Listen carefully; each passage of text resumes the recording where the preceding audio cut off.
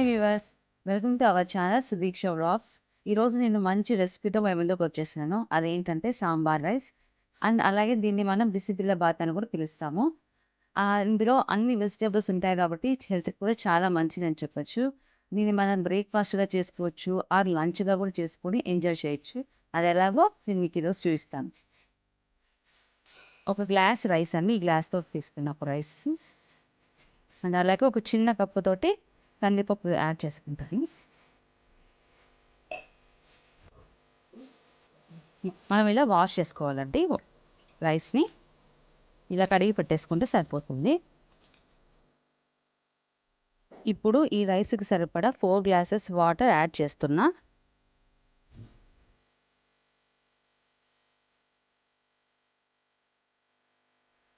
ఒక అర్ధగంట సేపు ఈ రైస్ని నానబెట్టుకోవాలి. నానబెట్టిన బియ్యాన్ని ఇట్లా స్టవ్ మీద పెట్టుకొని ఇందులోకి కొంచెం పసుపు అండ్ సాల్ట్ వేసుకొని మూత పెట్టేసి మనం 4 or 5 విజిల్స్ పెట్టుకోవాలండి. ఇందుకోసం నేను తీసుకున్న వెజిటేబుల్స్ పచ్చి బఠానీ, క్యారెట్, పొటాటో, వంకాయ అండ్ బీన్స్ అండ్ క్యాప్సికమ్. ఇవి చిన్న ముక్కలుగా కట్ చేసి పెట్టుకోవచ్చు. అండ్ అలాగే మీరు కావాలంటే ఇంకా వేరే వెజిటేబుల్స్ కూడా యాడ్ చేసుకోవచ్చు. 2 ఆనియన్స్ ఇలా కట్ చేసి పెట్టుకున్నాను. 3 పచ్చిమిర్చి, 2 మీడియం సైజ్ టమాటాలు ఇలా కట్ చేశాను. కొంచెం కొత్తిమీర కట్ చేసి పెట్టుకున్నాను చిన్నగా. కరివేపాకు, ఆవాలు, జీలకర్ర, ధనియాల పొడి, కారం పొడి, తగినంత సాల్ట్ అండ్ అలాగే నేను వచ్చేసి ఎంటీఆర్ది బిస్మిల్లాబాద్ పౌడర్ యూస్ చేశాను. మీరు ఇంకేదైనా కూడా యూస్ చేయొచ్చు. స్టవ్ మీద గిన్నె పెట్టి ఇందులోకి నెయ్యి వేసుకుంటున్నాను. మీకు నెయ్యి ఇష్టం లేకపోతే ఆయిల్ కూడా వేసుకోవచ్చు అండి. ఇందులోకి ఆవాలు,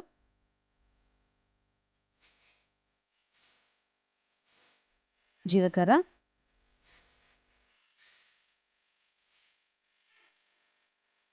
కాస్త వేగాక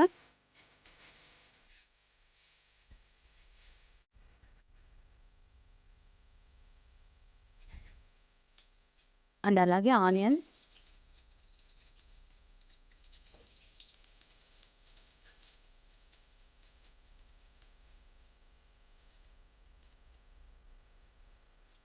పచ్చిమిర్చి,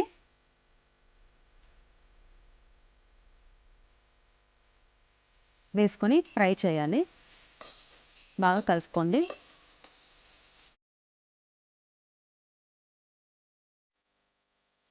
కాస్త వేగాక టమోటాలు, కరివేపాకు వేయాలి.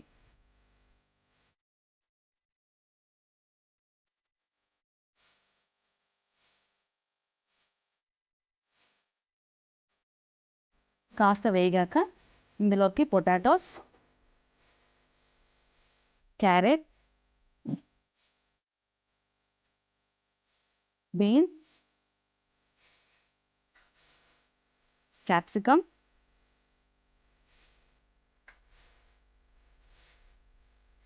వంకాయ ముక్కలు,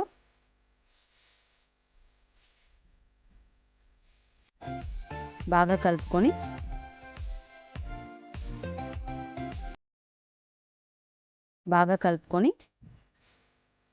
ఒక 5 మినిట్స్ మూత పెట్టి బాగా వేగనివ్వండి. వేగిపోయాయి. ఇప్పుడు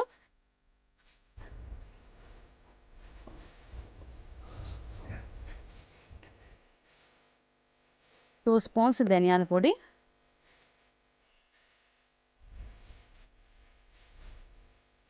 2 స్పూన్స్ కారం పొడి.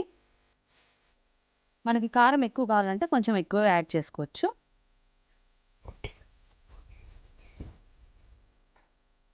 అండ్ అలాగే తగినంత సాల్ట్,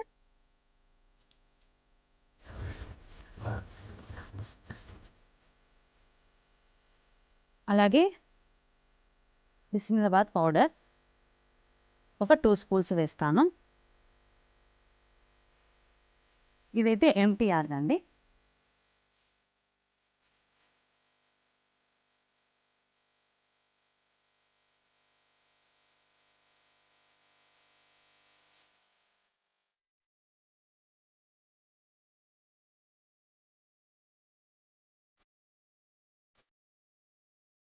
ఇప్పుడు ఈ మసాలాలని బాగా కలుపుకోవాలి.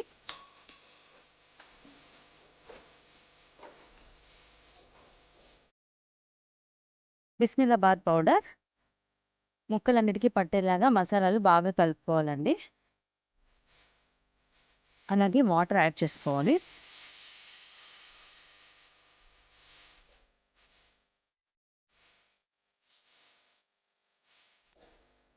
అలాగే నేను 3 గ్లాసెస్ ఆఫ్ వాటర్ తీసుకున్నాను. ఈ రైస్కి సరిపడా ఈ గ్లాస్ తోటి.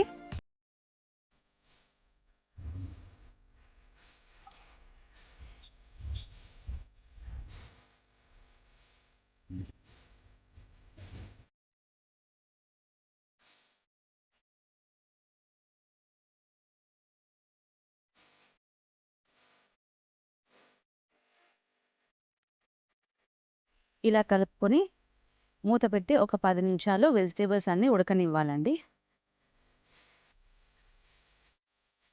ఈ వెజిటేబుల్స్ ఉడికాయో లేదో చూసుకోండి. చూడండి బాగా ఉడికిపోయాయి వెజిటేబుల్స్ అన్నీ.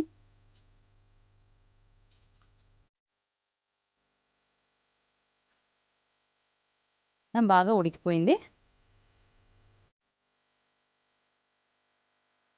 అలాగే మనం ముందుగా ఉడకబెట్టుకున్న రైస్ని ఇందులోకి వేసేసుకుందాం.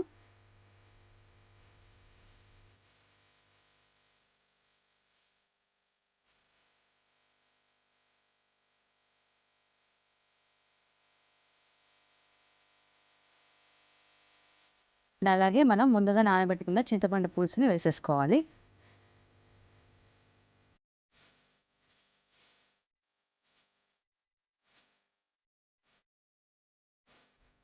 పైన మనం చిన్నగా కట్ చేసిన కొత్తిమీరను వేసుకుందాం.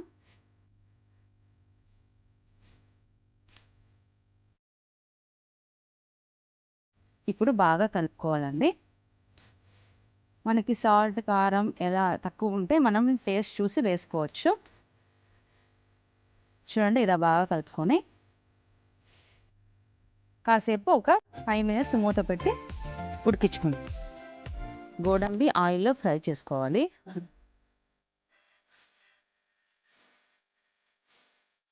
ఇలాగే వేయించుకున్న జీడిపప్పు వేసుకోవాలి. అంతేనండి. ఇలా బాగా కలుపుకోవాలి. దీన్ని సర్వింగ్ డిష్‌లోకి తీసుకున్నానండి. పెరుగు పచ్చడితో మనం సర్వ్ చేసుకోవచ్చు. చూసారు కదండీ! ఎంత ఈజీగా, సింపుల్‌గా మనం ఇంట్లోనే చేసుకోవచ్చు. మీరు కూడా ఒకసారి ట్రై చేయండి. ఈ వీడియో గనుక నచ్చినట్టయితే లైక్ చేయండి, షేర్ చేయండి. Please subscribe.